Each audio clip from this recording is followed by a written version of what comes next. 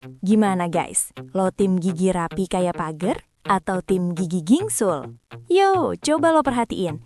Di Indonesia dan Jepang, kalau ada cewek atau cowok yang gingsul, gigi taringnya nongol dikit, otomatis dapat stempel, manis banget. Gingsulnya itu loh, pemanis. Gingsul itu aset. Tapi, coba lo bawa gingsul lo itu ke Amerika atau Eropa. Reaksi mereka beda 180 derajat. Mereka bakal mikir, duh berantakan banget, nggak dirawat ya. Ayo pakai behel. Gila kan?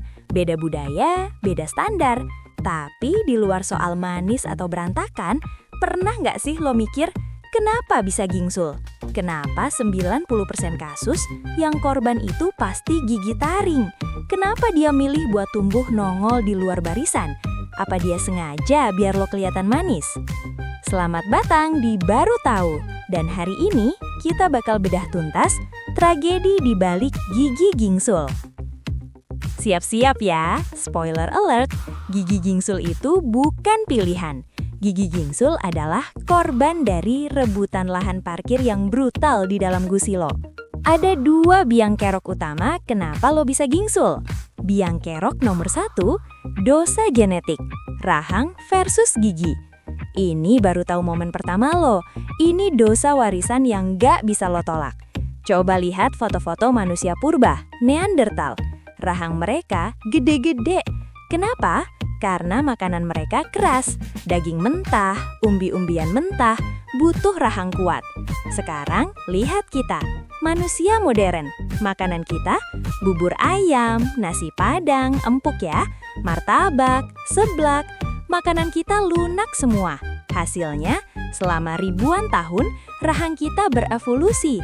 Rahang kita menciut makin kecil. Tapi, dan ini masalahnya, ukuran gigi kita, warisan genetik, nggak ikut menciut. Gigi kita masih ukuran kuno. Hasilnya, rahang modern kecil ditambah gigi kuno, gede, sama dengan nggak muat. Ini namanya crowding, berdesakan. Ini lotre genetik. Mungkin lo dapat rahang kecil, ramping dari nyokap. Tapi lo dapat gigi gede, kotak-kotak dari bokap. Zong! Lahan parkir di gusi lo nggak cukup buat nampung semua mobil gigi lo. Biang kerok 2, si tamu telat.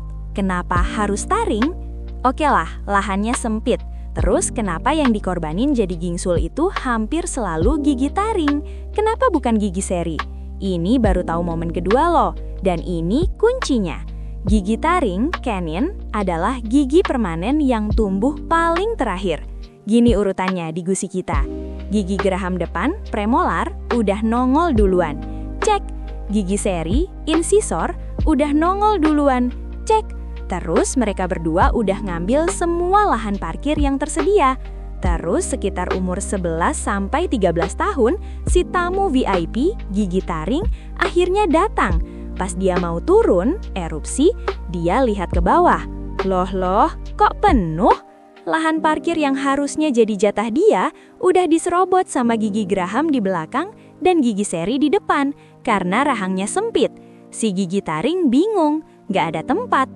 Baru tahu momen 3, jalan tikus, lahirnya gingsul. Si taring ini terjebak. Jalur utama, lengkung gusi, udah macet total.